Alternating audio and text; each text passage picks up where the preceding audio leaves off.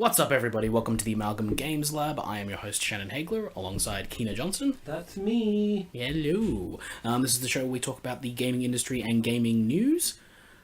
Before we dive right in, we'll get some housekeeping out of the way. Make sure to check out the Amalgam show later on this week. We'll be talking about pop culture and things we're into. Should be joined by special guest Kyron. Returning Hopefully, yeah, permanent host again, maybe. Maybe if fucking Discord doesn't murder us, I'm not keen. Because like when we're trying to do it, syncing up audio and stuff, it was. You're not Keena. No, I'm not.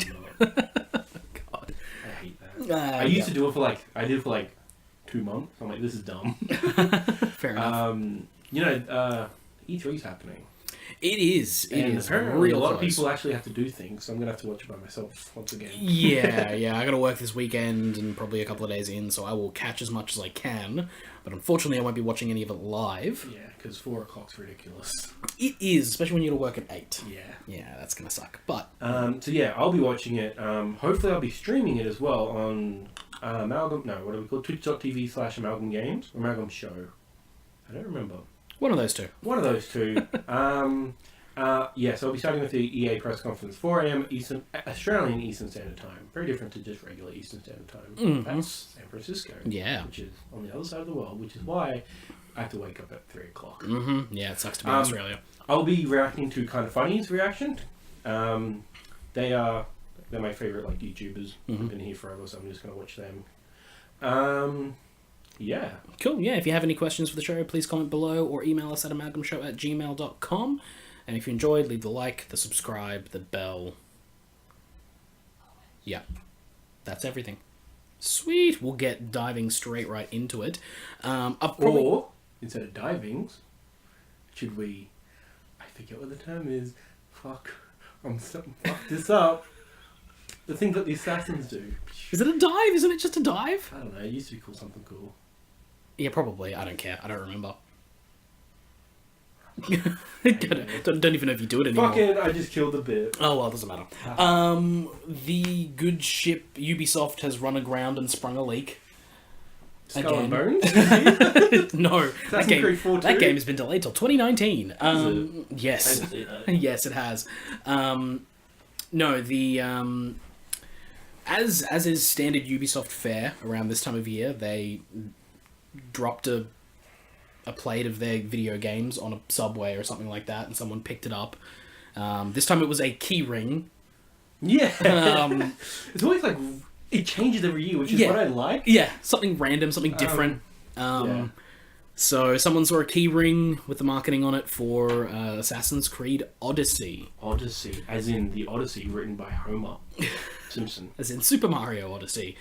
You're going to spend your entire game throwing hats at other people and possessing them. Whoa. Which is interesting because I think the running and climbing mechanics in Odyssey are better than any Assassin's Creed, but okay, cool. because it's actually fun. It's fun to run around that world. Yeah. You don't get caught on random shit. But that game was then officially announced. 2 hours later. Yeah, because Ubisoft, just couldn't be fucked keeping secrets anymore, or trying to. I do like that they usually give a bit of time. I feel if they would, if this didn't leak, this would have been yes, an announcement. We were so close, but no, shit. It feels like every year Ubisoft has got that one thing. Yeah, but I like that they have a backup plan. In case, it probably will leak, but we have a plan, but if it doesn't, we'll do this. They've always got something there where they're like, "Ooh, you weren't expecting this," and it comes out of left field. Yeah. But it looks like it's set in Greece. We don't know when Greece, because Greece is pretty broad, but it seems to be similar time frame to maybe when the Egyptian stuff was happening. Maybe, but the info I hope not. Okay. Because what's the time span? Because I know how that game ends. The person you murder at the end. Not you, your wife murders at the end. At the end of Origins, yeah. That period of time is not very interesting for Greece. I'd want to go back further. Because, I don't think they can, because Assassin's Creed Origins is all about you have a good point. the beginning. Fuck. So, they can't go further back in time, because as they have told us now in canon, the assassins don't exist before Assassin's Creed Origins. That is the beginning of the Assassin's Guild, the Assassin's Order. So they will either have to be running simultaneous, or Even a bit further forward in history. Yeah. That was going back to my question. How long does Assassin's Creed Origin takes place? It's not very long. Okay, so it's like a 5-year period sort of thing. If that. Okay. So that's not a very good. It's not very interesting in Greece around there. It's interesting in like the Greece, Egypt, like in that Mediterranean area. But Greece has so much cool shit before that. Yeah, they do, and I don't think they want to focus on that. I think they want to go to different places and new things. But I get the feeling that Greece is shit by then, unless they're actually going to explore how like. Okay, cool. And if they are going to do this, because like Greece is like, yes, cool, go to a Roman Greece. Yeah, like that's because interesting because we don't really see that in history, in like portrayals of history. Well, that was the thing, is that during Assassin's Creed Origins, one of the things that is fascinating about the setting for that game is that you were kind of there at the tail end of the Egyptian Empire. Yeah, and you are roaming around the area, you are running into people having to deal with this Roman problem. Yeah. There are a lot of Romans just around roaming the area. around. Yeah, roaming around. And they're there, and that is a problem for the locals there in Egypt. So that is when I saw the literally 10-second teaser that they've released for it, which is a Sparta kick, which I love. I love how that's just what it's called now. You kick someone in the chest off a thing, it's a Sparta kick. Yeah, and it's not even by Spartan Warrior, so no, they're what it is.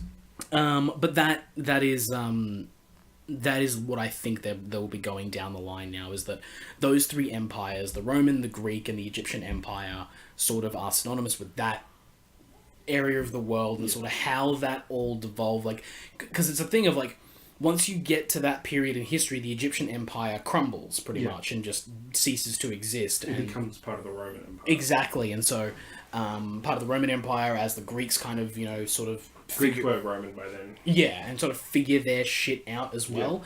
Yeah. So this would be an interesting way to see, because the fascinating thing about Assassin's Creed has always been its ability to take real historical events and use them to their own advantage in their story. Yeah. It's like, ooh, what did happen here? In Assassin's Creed 2, they tell the story of that pope that mysteriously died. I don't remember, but yeah. Yeah. Oh, vaguely. I remember. So there's a pope that that in history died and vanished. We don't know anything about him. He's just the missing pope, I think. And in Assassin's Creed 2, you're the one who fucking kills him. So ooh, look, we take an historical thing and make it a thing. Do you kill that pope? I think so. I know you try to kill the pope, and then he comes that becomes. I forget his pope name, but it's the Borgia, which the Borgias I understand that killing the old pope, that makes a lot of sense. Yeah, but I can't remember if you exactly kill him, but no, you are. No, I don't remember. But anyway. There is a mission to assassinate the pope in that game. Yeah, that's the Borgia pope. Yeah, but that's the final mission. That's when we go to Rome, assassinate the pope with the Borgia pope. Right. But the secondary main antagonist in Brotherhood. Right. But there could be another pope in that. Right. Whenever I hear the word pope, I just think of the wrestler, the Pope. Okay. D'Angelo De Niro. It's Pope of Money. He's actually pretty good, but he was... I've never heard of him. He was in a trash wrestling ring. So, anyway, yeah, that I think has always been their strength, is that they take those historical anomalies, those things where ooh, I wonder what really happened, and actually inserting a character that they have made to explain away some historical mysteries. Yeah. And I think this is a really good time period for them to do that, because there is a lot of mystery around the fall of the Egyptian Empire. Yeah. And sort of and even then, the post-Hellenistic Greek. Yes. Yes, Greece.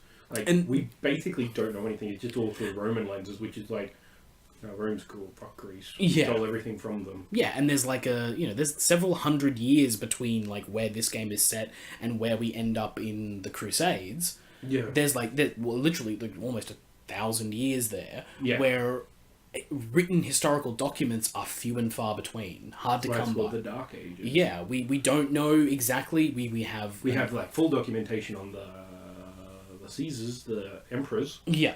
But other than that, it gets a little bit. Whenever you try to go anywhere, I'm like, oh, Yeah, there's nothing. Yeah, Vikings were cool. there's actually there is a really interesting extra histories series of videos about the fall of the Bronze Age. Yeah. And they kind of delve into the explanation of like how we had all these massive empires, and then for some reason, we don't know why, they just all collapsed individually, and then out of that rubble, nothing happens. Like, nothing happens for hundreds of years, because all the people who died in the collapse of the Bronze Age were the people who were literate and be able to write and read and all that kind of stuff. So language, just kind of written language, disappeared for hundreds of years. Yeah. That's why we have no records of that era, is because everyone who knew how to do it just kind of disappeared. Yeah. So they weren't being paid, so there's like there was no institutions for them to actually do anything. yeah, Like the churches weren't a thing until really like 900. Yeah, around the times of the Crusades, when Yeah. things started to be a bit more, like aligning themselves up with religious philosophies. But yeah, it's a fascinating era to go to. I think it'd be interesting to see what this game looks like and how it works. Like, whether it is just like it. It seems smart to me that you would take a year off for Assassin's Creed, and then develop a whole new engine, develop a whole new set of mechanics, develop a whole new everything for that series, and then make at least 2 or 3 games using that same base model. Yeah. Because you're not going to That's get... pretty much been their method, because Yeah. like the Assassin's Creed 2 games are all the one engine, or maybe like plus the first game. Then you've got Assassin's Creed 3, which led to that Rogue and 4. 4, Yeah. which are their own series. Yeah. That's the Kenway saga. Then you've got Unity and Syndicate. That's it. Yeah, that's it. I know Rogue and Unity kind of link up. Yeah. And then, so you got those 2 games, which, are they related that much? They're Honestly, like Revolution games. My point that I'm trying to get to is that if this is all the same-ish period, I think this is like they're doing another trilogy or saga. Because we're going to have Origins, Odyssey, and probably a Rome-focused game. Is my thing. With that would be cool. That'd be Yeah. cool if they did Egypt, Greece, and Rome. Yeah, just to do that that period-ish. yeah, that'd be interesting. Yeah, and like you could do so many things. Like the Roman emperors are like get murdered all the time. I would like them to take a period of time, like we were saying, like the Dark Ages, where we don't know much about it, and give us a completely original fictional story, not based in any history that we know, that is the assassins being built up to where we find them in Assassin's Creed 1. You could do that. Of because 700, by 800, by that point, the Assassins and the Templars are 2 very established, very ordered, hierarchical systems that have infiltrated their way into all parts of the world, and each other, known world, and each other at that point. And there has been hundreds of years between them. So there is a lot like that. That's actually an interesting thing about Assassin's Creed Origins is that. Is kind of pure. Yeah, it is. Yeah. It's back to the Assassins Guild. The Assassins are what we are following. The Templars are, as far as I can tell. I mean, I'd have to go back and play it. Because honestly, a lot of that game just, it was fine. Yeah. Okay. Yeah. But it didn't hit me. But like, as far as I can remember, the Templars are not really a factor. The Templars do exist, but they don't. They are called something like I think the people who kill Caesar are Templars. And I think that, and that's the thing is that it's not only is it the Assassin's Creed Origins, they could have very well just called it Templar Origins because this will be Templar Origins. Maybe that's where they're going with it. That'd be really cool, like to be able to tell us where the opposition to the Assassins came from. Yeah. Why these 2 factions even exist, and then we build from there. We get more stories about these 2. Doing what they do. I've always thought, because like ever since Assassin's Creed 3, when you start the game off as Hatham, wouldn't it be cool to play a Templar game? Isn't Rogue? Yeah. Yeah, but basically a Templar. But give me something that's a bit more like, don't call it Assassin's Creed. Oh, you want it to be called Templar's Creed? Yeah, call it Templar's Creed. Like one spin-off game where you're like, okay, now you're going to find out, like, instead of it being muddied by the Assassins, just give me the Templars side of the story. Yeah. Entirely. Entirely, yeah. Because, like, they've been good, recently with, like, giving you different sides. Like, 3 was the first one. It's like, maybe the Assassins aren't all good. You know, Yeah. What? The good guys may be bad? Yeah. And 4 kind of does that a lot, because Edward's not anything until the end of the game. It's frustrating because they muddy the waters too much with it. They have muddied the waters between the Assassins and the Templars to the point where I'm like, actually, at this point, I don't see the difference. I don't really care anymore. Yeah, that's fair enough, yeah. So, like, give me a reason to pick one, or give me a reason why one is worse than the other so that I can actually, like... Because your storytelling is starting to break apart when...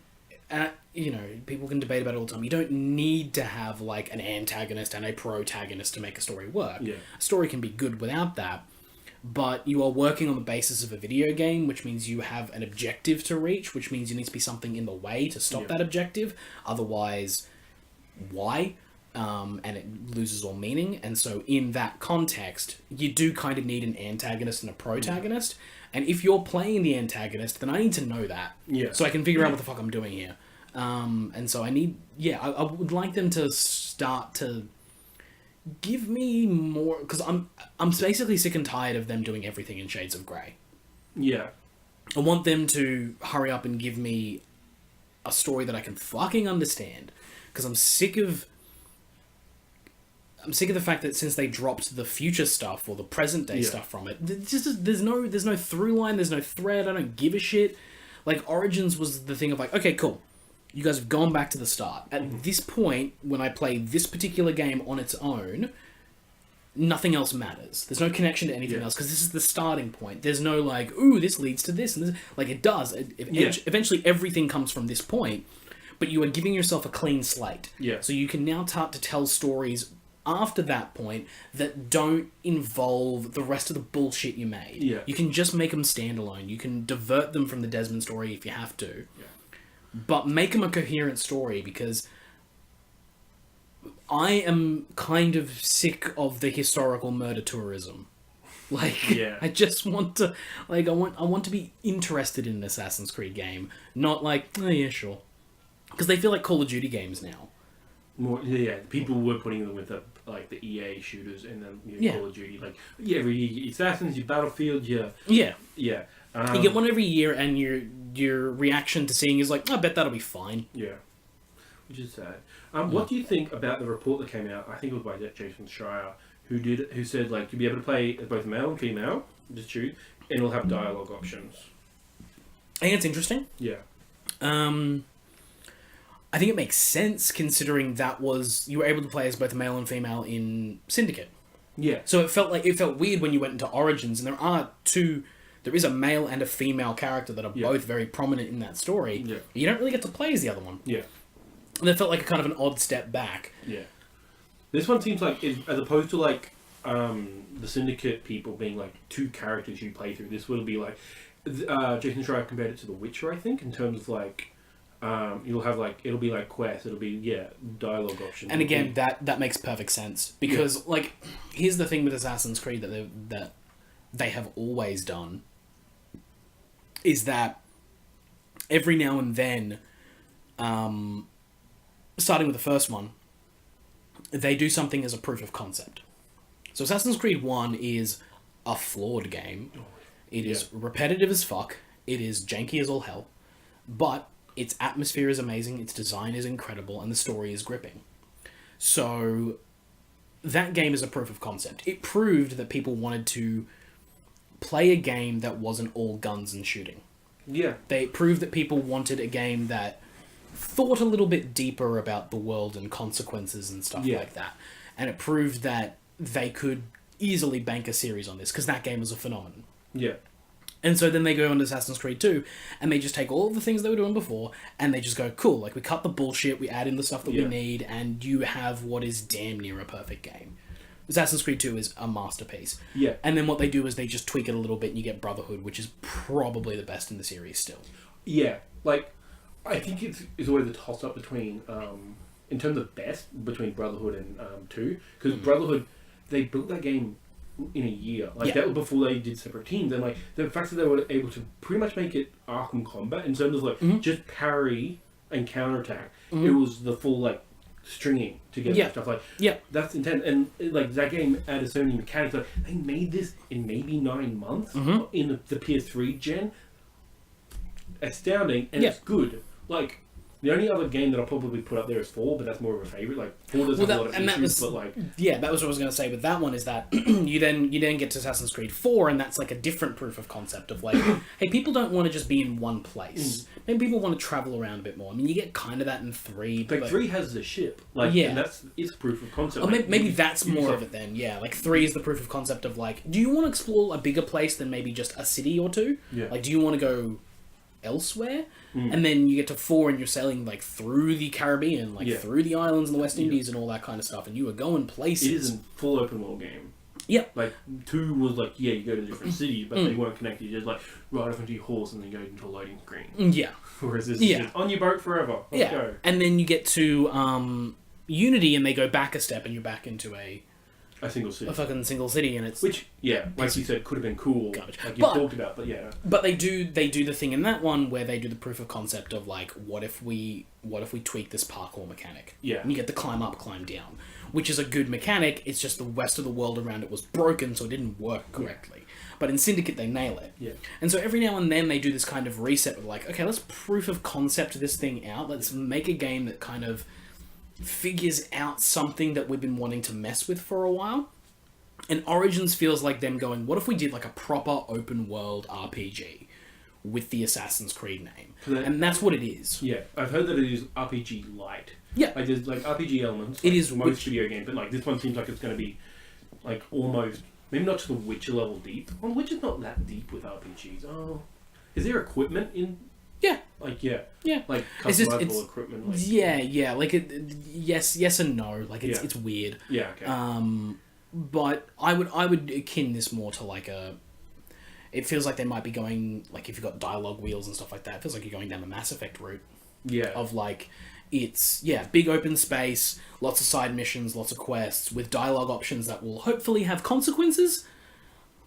We'll see. That's the thing. Like, if it's just like you get to pick whether you say, go fuck yourself or go screw yourself, like, who cares? Yeah. Like, but if I get to actually... manipulate the world in some way and all that kind of stuff. And it wouldn't surprise me if this was actually the game they've been working on. And Odyssey, Origins was... Well, it's been 2 years. We want to make sure we get something out there. Yeah. So people don't forget about Assassin's Creed. This thing works. We'll pump that out. But this is the one we've been working on. A lot of people think that this is the Assassin's Creed 2 to Assassin's Creed Origins. Like this is Assassin's Creed Origins 2. Yeah. Essentially, that'll be.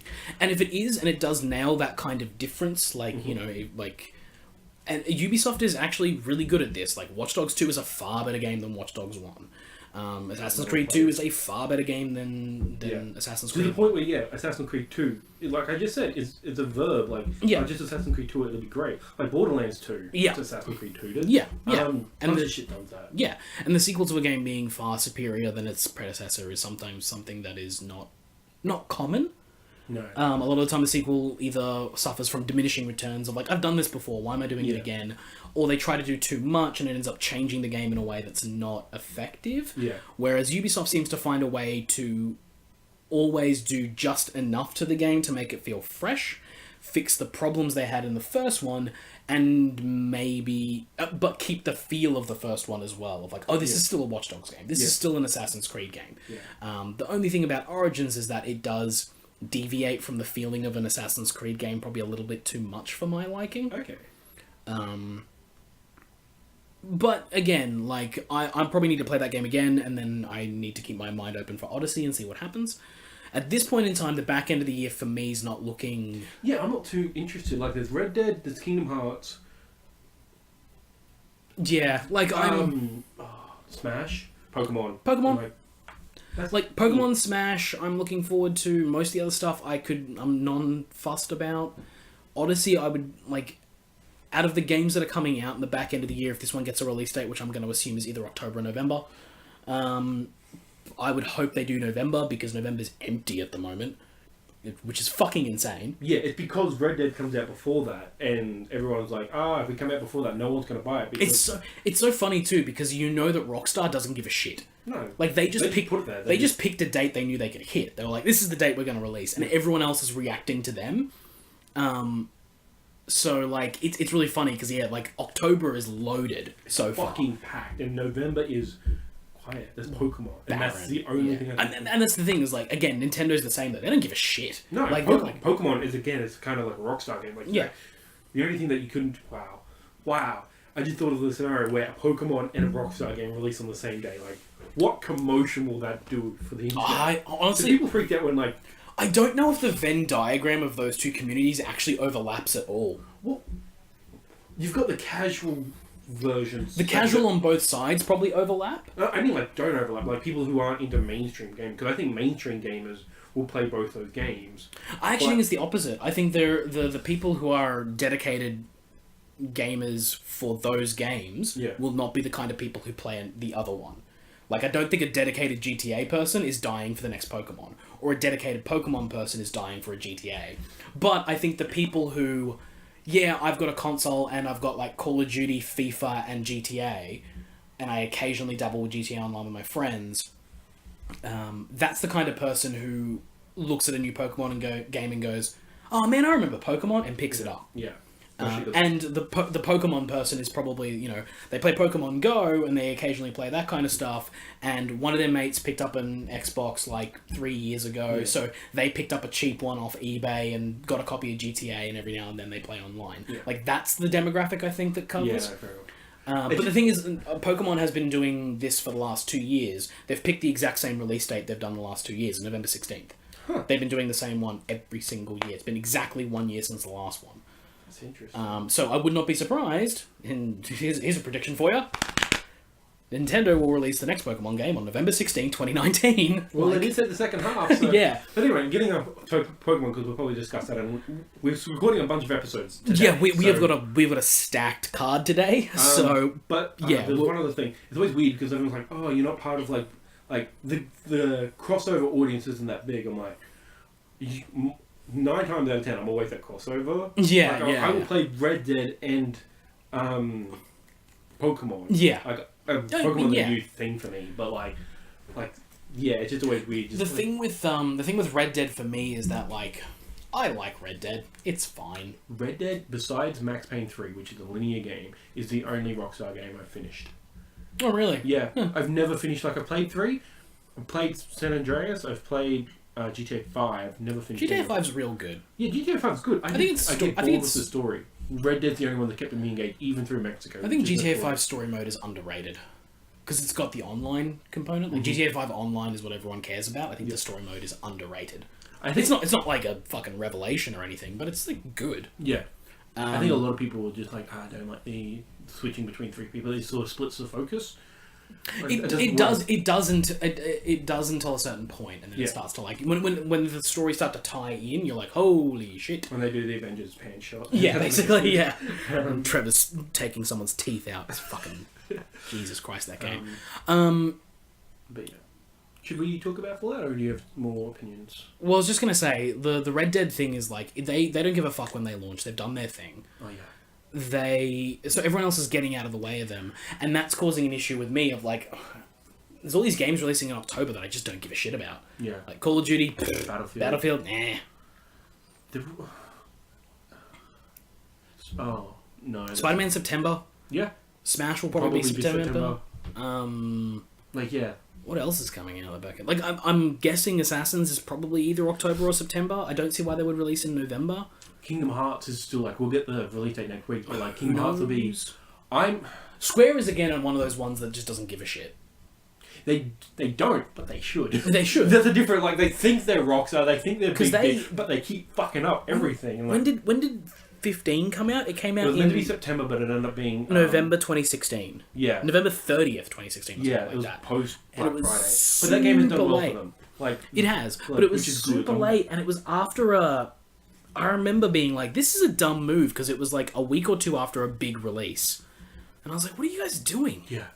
They always do that. That's why I'm worried, like, Kingdom Hearts will be the same day as Red Dead. I don't think they will. I don't think they're that dumb, because I think Disney would step in on that one. Because they're smart enough to know what's going on. If Disney knows what the fuck's going on. Because Disney's Disney's smart enough to know what's going on. I hope so. So I would hope that they would step in on that one. But yeah, like, the back end of the year for me is not looking too crash hot. Because even with Fallout 76, because I'm not a huge Fallout I've never fan. played a Fallout game.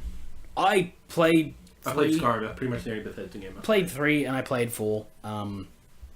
I've been writing a piece that I'm If we just had a website, that's where it would go. if we had a website, which we will eventually, hopefully. We have a Tumblr. I've registered a Tumblr. Ooh, I might just put it up there then. But it's a piece that I've been trying to like finally hash out properly, because I'm just trying to not sound like a dick in it, Fair enough. which is difficult when you're writing. Because you're just like, I think this, and you're like, that doesn't fuck. But essentially,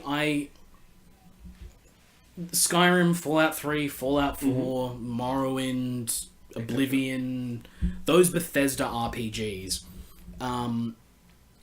everyone has that sort of like, not everyone, but the majority of the gaming sphere has that sort of reverence for those games.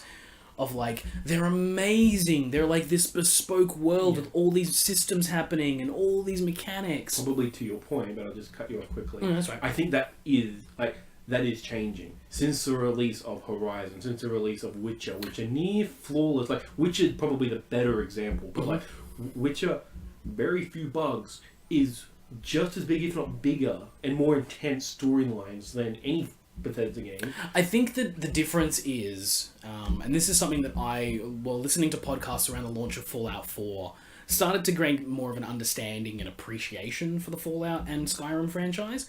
That the difference between Witcher and Fallout is that in The Witcher, there are certain things you can't do in that world, because if you do them, they will break a storyline quest, or break a side quest, or something will go wrong in the world. Whereas in Fallout, you can kill any NPC that you want. Yeah. And if you do, and it fucks up a side quest, well then so be it. Yeah. Like, that's on you, bro. You killed that person. And I totally get the idea and the understanding of, like, there are so many systems that are at play in those worlds that they collide and they make emergent stories within that world. So no two people's playthrough are the same. Yeah. All that kind of like video game buzzword that they use to promote these games. I understand that and I totally get that. But for me, because those worlds are these giant spaces that they throw a lot of systems in the back end to generate a bunch of enemies and NPCs and all this kind of stuff, and then they write a few little bits of story to get you through. Because they are these open spaces with all that happening, I find them boring. Yeah. Because I'm just looking at it like, wow, this is like really pretty and there's an expansiveness, but then to me, I am aimless in that world. I have no... Skyrim is a great podcast game. It's a good, put your earphones in, listen to the podcast, and just fucking kill things, collect quests, kill dragons. Like, it's a good, just like, don't, because the story, none of the stories are that great. And I get... There's a couple of cool beats in Skyrim, but like nothing like... wasn't like, oh my god, I have to take out the dragon. Oh my god, the Dark Brotherhood, they need me. Whereas like in Witcher, I'm involved in those stories. Like, what am I going to do with this revitalized aborted baby? Like, yeah. Like I totally get that is there are people out there that absolutely love that type of game. And they should continue to make them. Absolutely. I'm not like, don't stop. Yeah. But for me as a gamer, I don't. Like, when you drop me into that world, like, I tried Skyrim. I have tried to play Skyrim 6 times in my life. And every time it's the same thing. I get to the character creator, I get to the opening cutscene where you're riding in the little thing, and you get dropped off, and then you escape, or whatever the fuck happens. And then everyone's like, man, you just get to do whatever you want. And I'm like, it drops me in the world, and there's zero sense of urgency. Yeah. It's like, you don't have a task, really. Yeah, there's like, hey, go to this place and maybe talk to these dudes. Yeah. Like, okay. And you go there and you're like, okay, now you gotta climb this mountain and talk to these dudes. I'm like, okay. And then I always get to that part. I climb the mountain and talk to the whatevers. The monks, weird things, yeah. And then I'm just like, and then they say, and then you get that first dragon kill and then there's the breath, or the voice or whatever. And then it's like, okay, at that point, they literally take the shackles off, and they're just like, now you do whatever you want. And at that point, I'm like, well, you know what I want to do? I want to go sit with my fiance for a bit and have a chat. Like, I don't want to play this game because you're not giving me a reason to. Yeah, what you're giving me is an entire world to do whatever the fuck I want to do in. Okay, awesome. I'm happy to do that to a certain degree if you give me a reason to stay in that world. Which is why I like Horizon Zero Dawn so much, is that it is that open world, expansive game. Granted, there aren't as many systems, and you can't kill every NPC and all that kind of stuff, but there is a reason to stay in that world because there is a story that isn't urgent, but is fascinating. Yeah. Where I'm like, ooh, I wonder what happened. And it's a double story, which I love that video games do now. Like, for the most part, there are always two storylines in a video game. And like, for the main quest, I'm like, this is fascinating. And it's like, what is this world? What are the governments? Why are these people here? How did it get this way? Who is Aloy? Yeah. Like, all these questions you have, but none of them are, like, when you get to the point where it's starting to become world-ending, they throw up the prompt of, like, okay, cool, once you get to this point, you can't come back. Yeah. Like, you're going to be locked in from here on out. You're like, okay, cool. I'll go do some more side quests and then I'll come back and do this. And then you are locked in and it is a world-ending thing, but you need to get it done. And then you get it done and then you're back in the open world and it's fine. But they gave me a sense of, like, there's a thing that I want to explore in this world and I will explore that to its nth degree using the mechanics you've given me. Whereas in Fallout and Skyrim, they just drop me there. They have a story that I could care about, maybe, if they wrote it better, but they tend to not. And so Fallout 4 is actually a great example of them, like, almost getting me. Because the opening to that game is actually fucking incredible. You haven't played it, right? No. Do you mind? It's you're in the present, or you're in the old times. Well, yeah, you start in the game when your character creator you start creating the character and they're there before the bombs drop. Yeah. You're like, holy shit. And they show you all that kind of stuff. You're like, oh, that's awesome. And so there's this long, protracted, about like 30-minute sequence where you go through all that and the bombs start dropping and you're like, oh shit, I've got to get to the vault. And you run with your family and your newborn child to the vault. You get in, you go through the vault, you get locked in your cryo sleep. Yeah. And then it, like, you know, time skips. Yeah. And at some point you, like, half wake up and you can see your wife and child's pod across, and someone comes in, opens the pod, and takes your child. Then the pod closes, and then you fall back asleep. Okay, that's interesting. Incredible. And then you wake up, and you don't know how long it's been. The only thing that you get is when you get to the opening town, you get the robot telling you that it's been 200 years since you last saw him. So it's been at least 200 years. Yeah. Who knows at what point in those 200 years your son was taken? And my thought is that they took the time to voice the protagonist in that game for the first time. Yeah.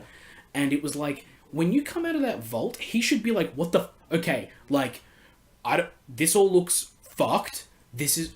Where am I? What's going on? Where's my son? Like... And there's just zero of that. He's just completely like... Oh, man, hey... Dinner? Oh, okay, yeah, sure, I'll have some dinner. Okay. What's the... And it's That's just... bad writing. It's just... But the thing is, it's not bad writing per se, because it's a sacrifice they have to make because of the way the systems work in that game. You can't have the protagonist constantly on the right of the story because he's got to be able to do other shit. Yeah. You know what I mean? And so War does it really well. Exactly, because and it breaks apart. Yeah. And so that's my problem with the Fallout games. This new one is... Who knows what this is? The best example I've come up with is like... people are saying it's like Rust and all that. So basically it's like hardcore Minecraft. Because you can build stuff, like the base buildings back from it. I like the idea of this. I'm not sure how I feel about it. The thing I'm concerned most about is a lot of people are like, yeah, new Fallout game, like on just general social media. Like, guys, please don't think it's like a normal Fallout game, because it's not. No, It's not a normal single player. It's not a normal single player thing. But there is, like, this to me, after seeing some of the stuff about what it's going to be, it feels like Fallout's natural conclusion. Of like, of course this is going to end up this way. Because the whole thing with Fallout is that, like, it is... You are meant to be this person scavenging and scrounging in the aftermath of nuclear winter to survive. So the natural progression of this is like, yeah, and like the whole Fallout lore of like each of the vaults were like these weird experiment places. Did you know that part? No, I didn't. So, yeah, I know 76 is a very particular, interesting vault. Yeah. That's why they're doing this one. Yeah. Well, essentially the vaults, like, there's a story arc, I don't know which one it is, 3 Vegas or 4, I can't They're remember. probably the old games. Maybe, no, the old games are like, yeah. I know what they are, but yeah. Yeah, but they still have, like, they're still very, like, 3 does build on their lore. Yes, 3 does build on their lore, but most of the interesting stuff that is, like, modern Fallout has come in the last 3 games. Okay. But essentially, there is like a discovery that you make in one of the games where you're like, holy shit, the inhabitants of this vault were like experimented on, where like they would, and then they're all different. Like if you can find other vaults in the world of Fallout, and you look at it, and again they don't tell you this explicitly. It's all through the bits and pieces in the world. And you piece it together, and you're like, holy shit, they starved these people. Or holy shit, they like, these people were in the vault, but then there was no radiation protection, so they just let them like radiate. Jesus. And like, there's some really stuff of like, did they, like, you start to think of like, did Vault-Tec cause the nuclear detonation as like a social experiment? And you're like, what the fuck is... Like, there's some stuff in that world that's actually really fascinating that I would love for them to delve more into, but I just can't sit in that world for more than 5 minutes without having, like, a complete breakdown of just, like... putting me in a Fallout game or an Elder Scrolls game at this point is like putting me in one of those, like... what do they call them? Like, sensory deprivation chambers. Like, I just go nuts. I'm just like, there's nothing to do, there's nothing to see, there's nothing for me here. Like... and I just go insane. So, I would love to know more about it. But that's interesting because, like, yeah, they're using Fallout 76, Vault 76, which is a fascinating one. I don't know the exact lore behind that one. Yeah. But essentially they're looking at it like this one was like... I think it's like a cleanup crew or something. Yeah. Yeah. Because I know that there are vaults out there that were like, hey, you, they chucked a bunch of people into that vault, and then every now and then they let a couple out and they fought to death. Then one got to go. Yeah. And you're like, oh shit.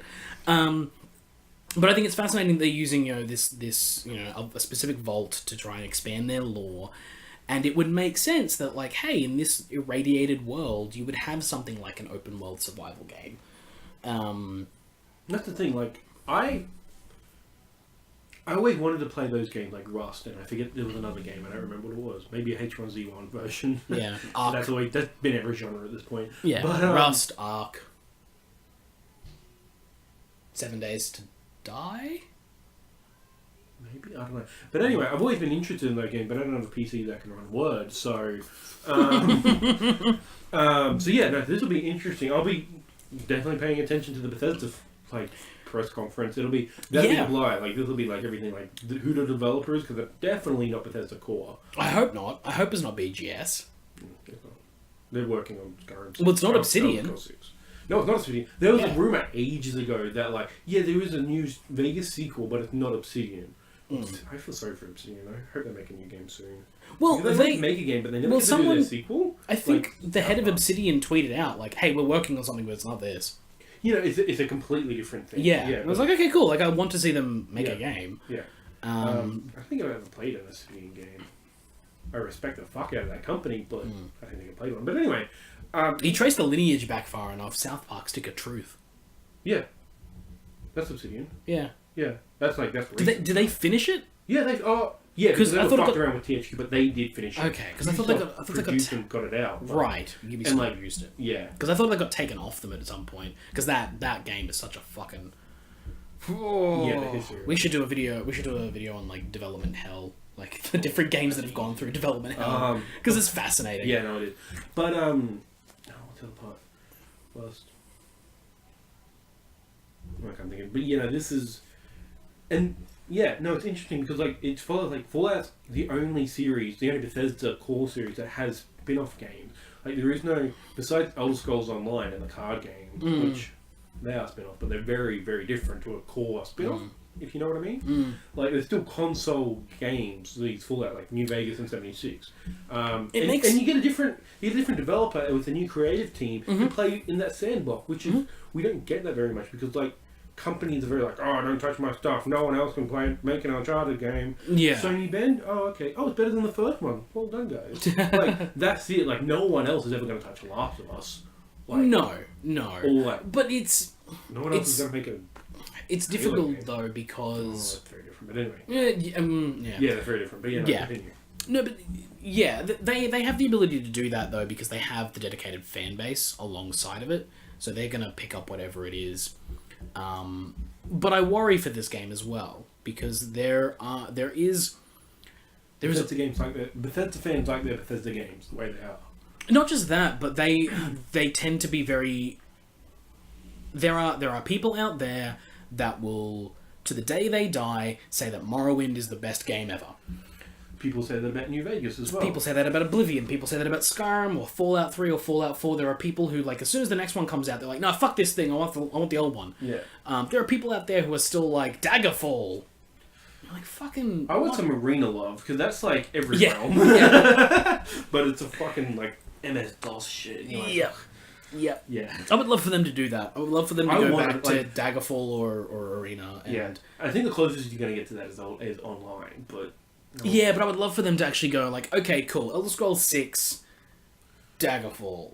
And you're like, okay. And they're like, we're just taking this, thing that was popular and, awesome, and we're going to give you... the modern interpretation. Exactly. Like, rather than it being like a... Because you can't, like, remake those games, but you can make a new thing using the IP and be like, cool, this is what it looks like. Because that's the beauty of Skyrim, is that you get to see it. You're like, holy shit. Yeah, apparently Skyrim was, like, built up for ages in the myth. I was like, oh, Skyrim this, Skyrim that. You're like, what the fuck is this place? And by the time it's just weird because, like, most people jumping on point is Skyrim. So it's like a bit of a weird thing. Like, yeah, I mean, it was difficult. And again, another reason that I was like, well, I played Skyrim and I got bored because it's Elder Scrolls 5, so I felt like I was missing pieces. And I'm like walking around, I'm like, I don't know anything about this world. Like, I don't know what the fuck is going on. Like, yeah, there are dragons. What do you effing do? Like, I don't know. For me, like, Skyrim is just like, yeah, you go to this country and you don't know. Like, for me, it's very much like getting grounded and you learning about the world and about the history. And I like that kind of shit. Like, they do. Yeah. The Bethesda games are great at world building. Yes, absolutely, 100%. Like, and lore building. Like, their backstories, because they build these giant worlds, the small details in that world are incredible. Yeah. It's the macro tech stuff. Yeah, they just don't hold my interest enough for me to go searching for that stuff. Because they drop me in Skyrim and then they're like, hey, you want to go, like, on a big adventure? I'm like, no, I want to build a house and settle down because this place is boring as fuck. Like, it's a retirement village. The Skyrim DLC. Heart of Stone. Yeah. It's not good. Yeah. I looked at that and I was like, that might be something I was looking at. Then they put a base building thing in Fallout 4 and it was dog shit. Yeah. So, it wasn't very good in Skyrim either. No, people love it though. That Skyrim, that Fallout base building is going to be in 76, and people who didn't like that are like, oh, that's not good. Well, what it feels like... It could be, like, more refined. Like, again, this is another... Whether... I don't know how long this has been in development, which is always a good question. Yeah. Because, like, whether they were banking on the success of things like Ark and Rust, or whether this is a reaction to PUBG and Fortnite. It seems like that, but because it's the pre-versions of them, I don't know, like, it could just be like, hey, these games are popular. I think it is kind of a reaction to the Battle Royales, but it's their own thing. Like, yes, it's Fallout, this is, like you said, a natural progression, but it's also like, let's try something else. Like, yeah, like, absolutely. Like, I'm not saying it's a bad thing. It's just I would love to know when development on this thing started and when the idea came up, as whether it was a reaction to the survival games that were popping up on Steam like 2-3 years ago. Yeah. Like, every second one of them was like, we drop you in the desert naked. Yeah. And then you get to fend for yourself, and if you die, you have nothing left. Like, that kind of stuff. You die in real life. Yeah, like that kind of bullshit. Yeah. Or whether they were developing this or developing something, and then the PUBG, Fortnite stuff exploded, and they were like, huh, we can get in on this. Yeah. I hope whatever it is, they've had more time than what Obsidian had on New Vegas, because they didn't have long. They made a great game, but it was broken as fuck. Yeah, So there wasn't an ending, or am I thinking Coach War 2? I'm thinking of Total 2. You think you go to do because Obsidian. Yeah, the thing is, this is a Bethesda game based on one of their main IPs, like Fallout and Elder Scrolls, their two main ones, and those games are always busted. Yeah, That's just how they are. but Like they are New always. Vegas was more busted than it. I mean, Fallout 4 was pretty fucking busted. Well- Yeah. People were like, yeah, I heard many more horror stories, like bad things with New Vegas. The thing with New Vegas was that I feel like people were way more boisterous about their problems with New Vegas. Oh, yeah, Whereas the Fallout Arkham 4... Origins issues. Yeah, like the thing with Fallout 4 was like, it came out and everyone was so hyped about it in the previews that like when it came out, even though it was riddled with problems, like really bad performance on the consoles, like the same issues that are in every other Bethesda game. People falling through the world, things flying backwards, quests not working, doors not opening, AI stuck in walls, like just all the shit that you would get. It's the exact same thing as their other games, but it didn't get the attention. Whereas New Vegas was, in no way. Like, the only thing that New Vegas had was that it had a few save corrupting bugs that were like, oh fuck, you guys better fix that real quick. Yeah.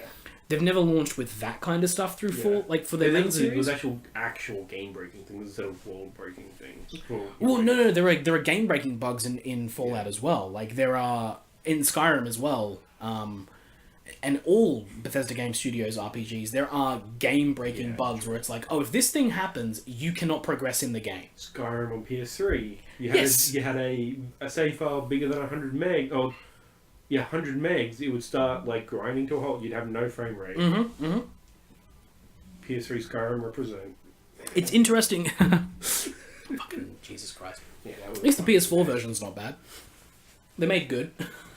It fucking better work because it's just a PC port. Yeah, at this point.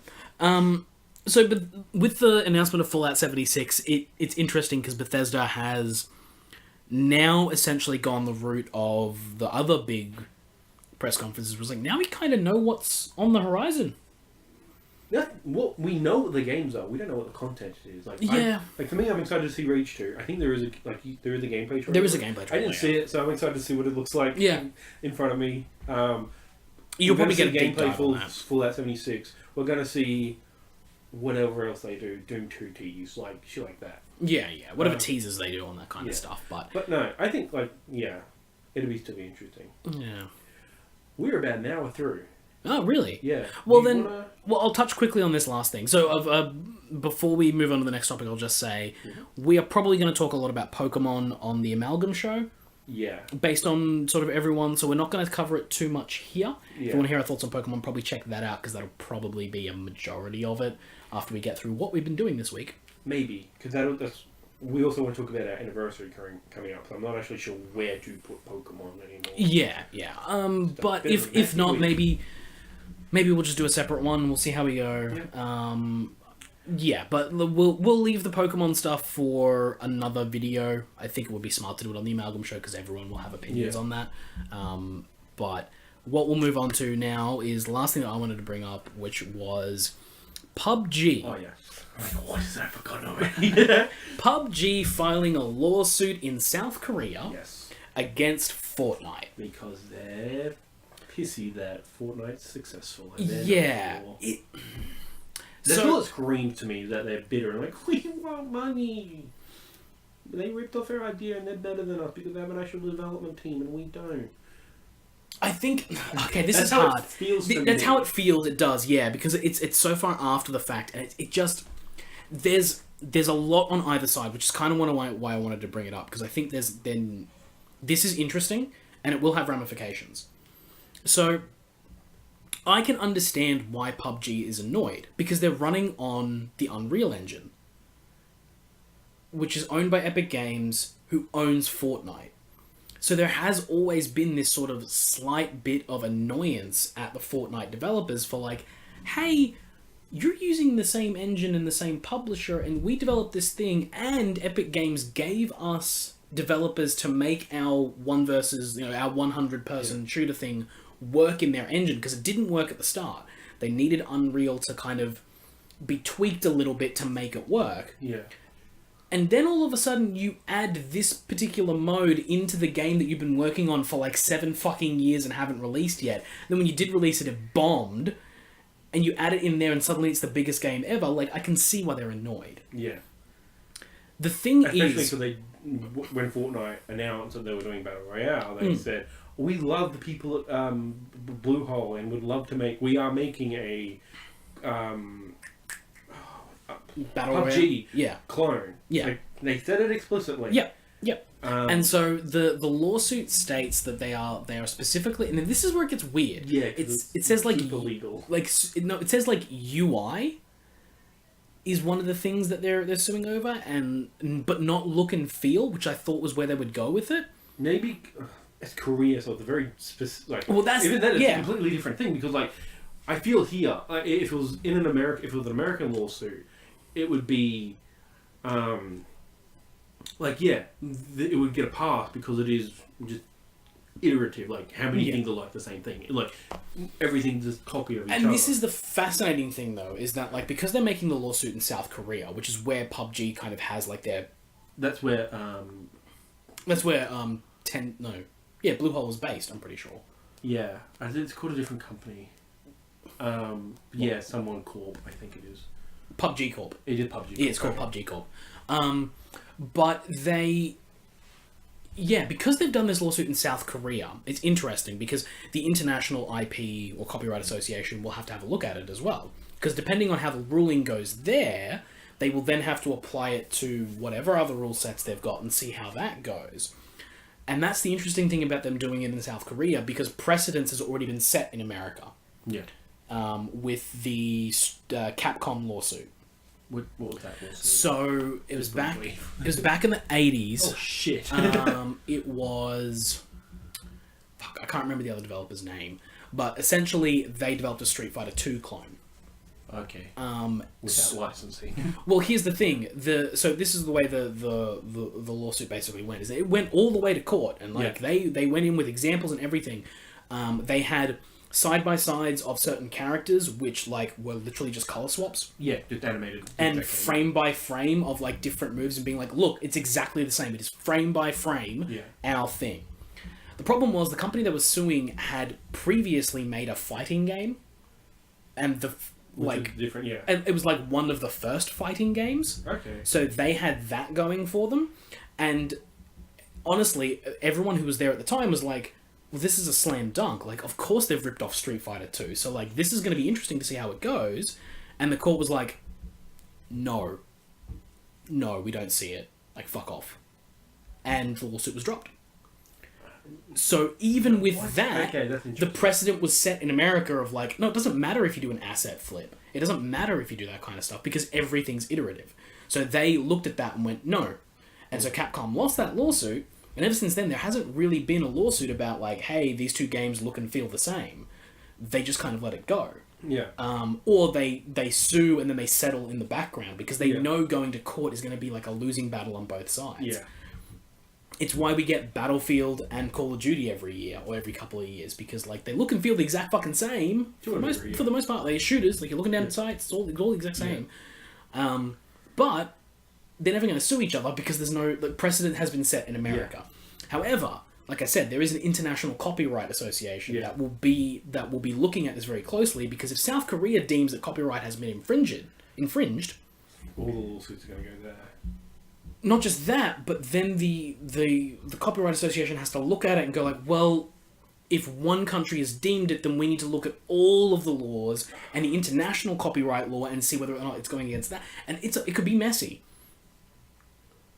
They shouldn't do it. Like, it's just a fucking dumb thing. Hopefully there is, like, a lawyer out there that understands all this, and, well, they probably do if you understand all this. So, that's not a slight against you, but you're not a lawyer. No, I'm not. No, I'm nowhere near a fucking lawyer. But, hopefully they're able to, like, point at that and just say, hey, this is going to be, let's do the whole, this is going to be messy as fuck. Let's back this up and just, like... But that's the thing as well, though. I feel they will go forward. They're petty. PUBG Corp had this sort of tinkering around in January. Yeah. Was when the first ideas came out. This is just the first time it's been reported. So this is the first time, this is it actually, it's moved. Like, they have filed the lawsuit at this point. That's why we're getting reports on it. Okay. In January, it was like, they're thinking of doing it. Okay. Now it's been done. Like, the lawsuit has been filed. Mm-hmm.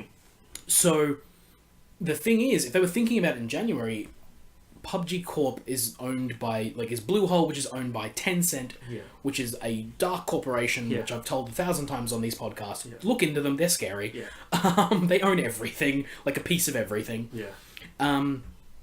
But you can't tell me that they don't have a team of fucking lawyers. Oh, no, like they've got- Mr. Burns style team Yeah. of lawyers. And if it's taken them this long, then I'll bet you there is not a chance in hell that that team hasn't covered every bit of ground. Yeah. And has gotten to the point where they're like, no, we can file this. Like, that means that they think that there is a Case. a decent chance Yeah. that this will work. Because you don't just file a lawsuit for no fucking reason. You know, you do it when you think you have a chance. Yeah, or you think the other side will settle. Yeah. Like, you're either bluffing, or you've got what you need. Yeah. And I don't think they're the kind of bluff at this point. Because what does bluffing get them? The license for the Unreal Engine revoked? Like, Yeah.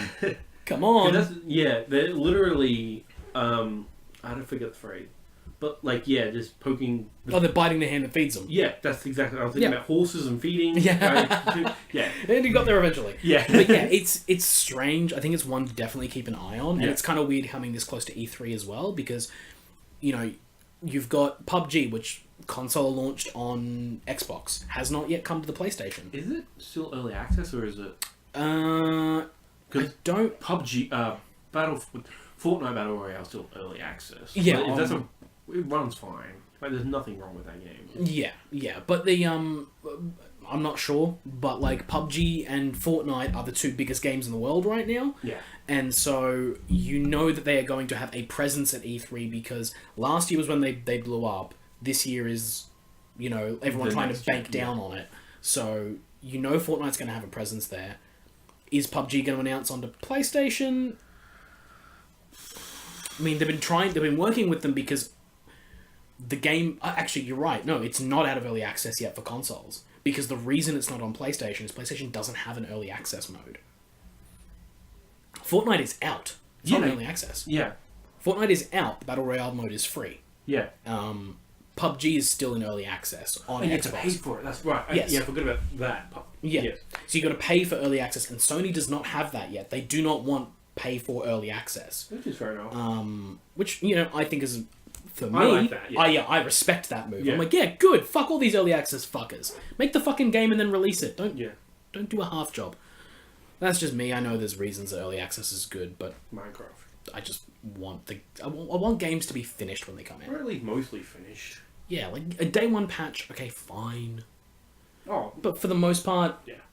I want games to be finished when they come out, not fucking half done. But yeah, I think it's a good one to keep an eye on over the next couple of weeks. Yeah, it's going to be super interesting to see how this falls out. Especially as things move forward. This is the second high-profile lawsuit with Quantic Dream suing the French press about you reported some stuff, and for them to actually be doing it, either you really don't like the fact that your company may have been doing sexual For all assault intents, allegations. for all intents and purposes, is a shitty place to work. Yeah, from everything we've heard.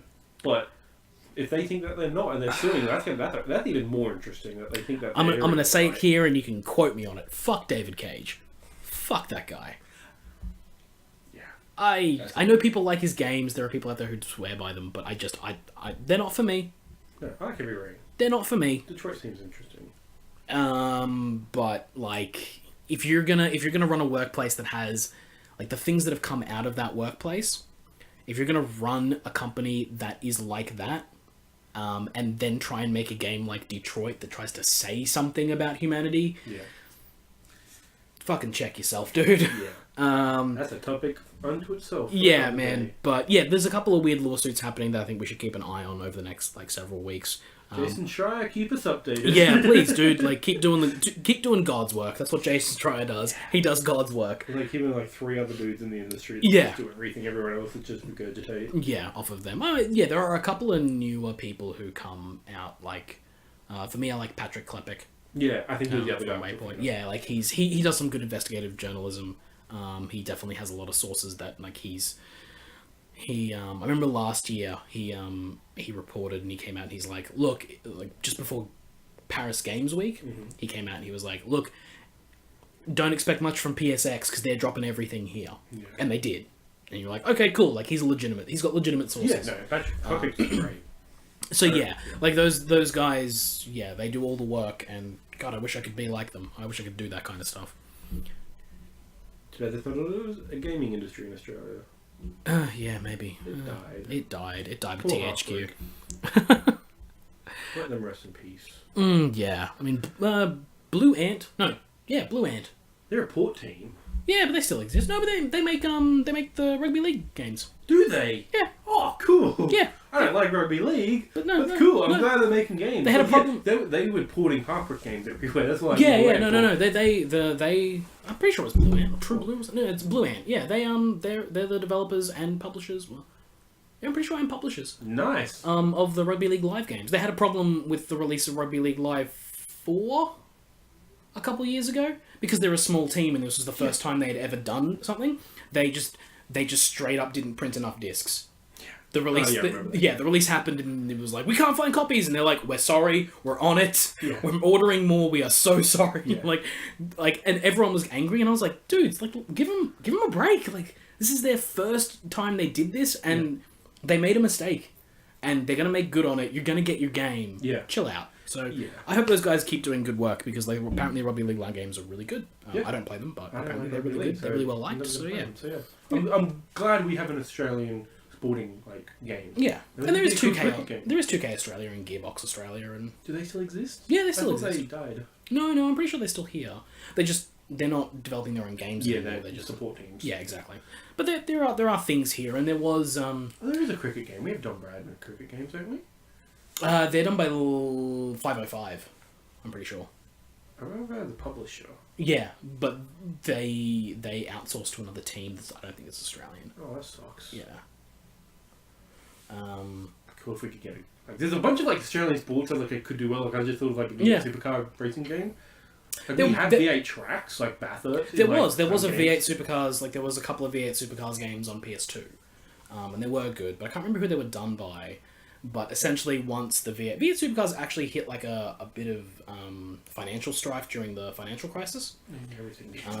So they got hit really hard though. Oh, so to the point where they had to end up expanding. So now, as last I checked, the V8 supercars used to just be Holden and Ford. Yeah, there's more than that now. I think 2013, or around then. They started introducing Kia and shit. Yeah, and Volvo and other things are in there now. So they had to do that. And then the other thing that happened was they didn't license it to video games anymore. They just sold their license to Forza, I think, because Forza Motorsport 5 had the Bathurst track and a V8's pack. That's odd. Yeah. Forza's very specific. It's specifically the Motorsport one. Yeah, they don't do it in Horizon, but I think in Horizon 3 you could drive on. Of course you could. You could drive on Bathurst because anyway. Yeah, that's the whole thing. We'll take us home. Yeah, we'll take us home. So thanks for joining us on this one. Be sure to subscribe, share if you did enjoy. Check out the Amalgam show later this week. Also check out our E3 prediction show. I'm so fucking hyped. Oh, it's gonna happen. It's gonna be us two. It's gonna be my brother. Kyron? It's going to be... Oh, yeah, the name. It's going to be Nathaniel. Dean can't make it because he's late, because he has to be a man and have a job. Yeah, but Dean will be on the Amalgam show, where hopefully we'll talk a bit about Pokemon and about the anniversary coming up. Our anniversary. Yeah, what number is this week's Amalgam show? 50? Not 52. No, I was going to say, is it 49 or something? Yeah, no, we're not consistent, but we're pretty good. For 52 weeks, we are at 45. Yeah, for up to 45. Okay. So, that doesn't seem right that we've missed 7 weeks. We've missed a lot more than that. We should probably double check that. No, we still counted as all fine, but there's no way we've missed 7. Maybe we have. Maybe we've been that good. It's possible. I know we've missed one since I've started. Yeah. We're on a roll this year, I feel. Yeah, we're doing pretty well. But anyway, we'll talk about that in the Amalgam show. And probably Pokemon. That'll probably be a big one. We may or may not be doing a return of Pizza Time. Featuring Puff Pastry. Pizza. Puff Pastry pizza. And there was another show we might be doing to go further beyond. We'll see how we are running for time. We may be recording until 2 o'clock. It is currently 7 o'clock. Okay. Well, let's get this one wrapped up then. We will see you next week. Remember to leave comments or email us at amalgamshow@gmail.com. Bye. Bye. Oh, wait.